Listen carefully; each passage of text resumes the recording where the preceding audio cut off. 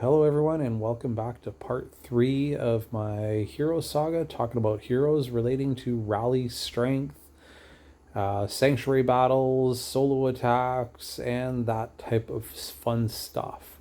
In the last video we talked about formations, how they work, which heroes or which troops take damage first, how to make sure we've got 5 tactical skills from our heroes being activated during a battle, what it takes to do. We started talking about some of the importance of those tactical skills, and in this video I wanted to show you some Attack on the Destroyer results that is really going to highlight how important it is to get your heroes lineup right, and how important it is to focus more on your hero tactical skills strength rather than your hero's troop boost. All right, let's have a look at some pictures because these are put together from previous Attack on the Destroyer. So what I did, we've got one here. I was trying to set things up so that all of my overall troop boost would be the same as I'm going throughout things. I used the exact same march size. In each of these, I was only changing up my heroes. I was using it to be focused so that the attack would stay the same at 200% there. This way, as we go through the next couple of slides, you will see the difference between tactical skill strength and what each tactical skill is added to a battle. So, 2 heroes, 5.1 billion in damage, 200 attack. Our next Attack on the Destroyer, 3 heroes, 200%. We've got 3 tactical skills being activated. We are at 5.8 billion damage. That is about a 700 million damage increase. All right. Here we go. Next one. 6.5 billion in damage. We've got 4 heroes, 4 tactical skills being operated. That will be the max that we can do in a battle with 4 shooter heroes. And again, we are up about 700 million in damage. Now, the next slide, I ran my full strength, 5 shooter heroes, and you are going to see 125% jump in attack strength. Notice the difference. So we're up to 325%. We have added 125% attack strength. We can still only use 4 shooter heroes for tactical skills. So the tactical skills stayed the same as this one. This is just simply the added 125%, and we only went up about 300 million in damage. So I was able to go up 700 million in damage each time previously through here just by tactical skills. All right. 125% increase. That is a lot of chips to be throwing or modules to be increasing. Whereas you can get a bigger boost in attack if you are not utilizing 5 tactical skills with plus 5 heroes. That's the key. You want your heroes to be plus 5. All right.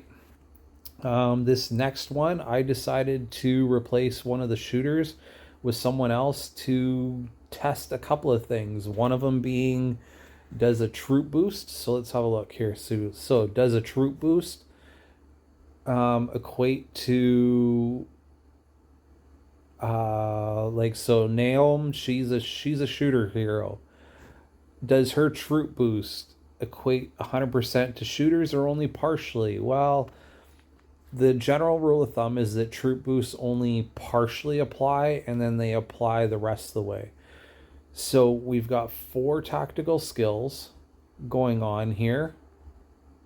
We are at 300%, which is 100% over top of this one. And we've got some troop skills going on. So there's a couple of things going on in this that's happening in this results that's interesting to talk about. Hopefully I don't lose you as I try and explain what the difference is and what's going on. You can see the results, 6.5 billion in this one, 6.5 billion in this one. There's some change in there, but they're pretty close. When you run a battle, you cannot choose which heroes' tactical skills are operating. So if you run 5 of the same type of hero and you've got one hero such as Naom here who's a +4, you cannot force the game to say I want to only use the 5, the people who've got +5.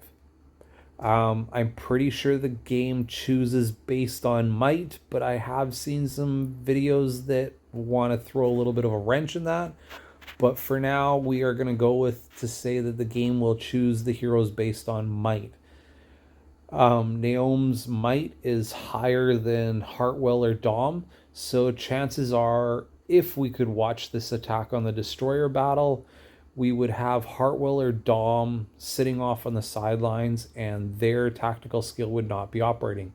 So we are down on tactical skill strength using Naom. We are up in overall strength though because of the troops that we are using.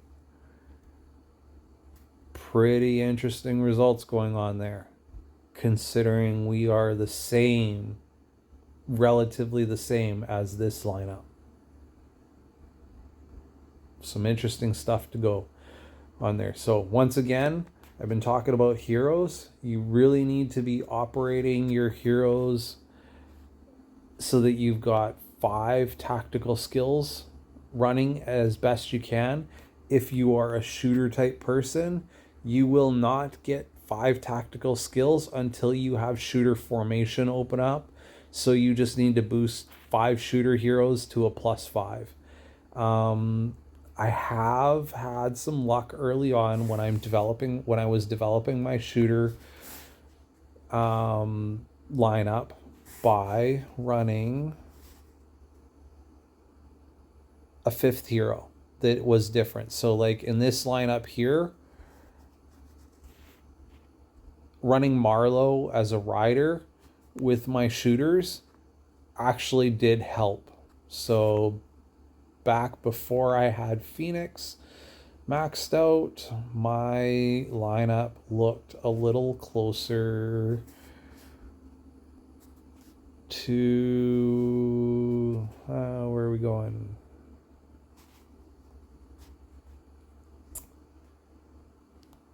This was my early kind of lineup before I had Phoenix maxed out, and I was hitting harder with Marlowe in there. Even though I wasn't sending any riders in, I just seemed to hit harder with him. By using Marlowe, I was able to make sure that my shooters at +5 were all hitting at +5. Now, I had Marlowe early on. He was only a +4, and I was still hitting harder in this type of setup. Actually, I was not able to add Phoenix to my lineup and replace Marlowe until Phoenix was +5. It's one of those little weird niche things that happens with heroes, but again, it focuses on what I've been saying: tactical skill strength, heroes at +5, and making sure that all of your heroes are at +5. If you can, run 4 of one type and 1 secondary. Hopefully this video kind of drills that all at home and helps you out. Next video, we're going to start drifting a bit more away from heroes and talk more about battles, kind of like we were last time. We're going to get into some rally stuff, some how you can manipulate things when you're in a rally, what you might do differently versus a solo attack, because there's some differences that go on with that type of stuff. Stay tuned for part 4. Cheers.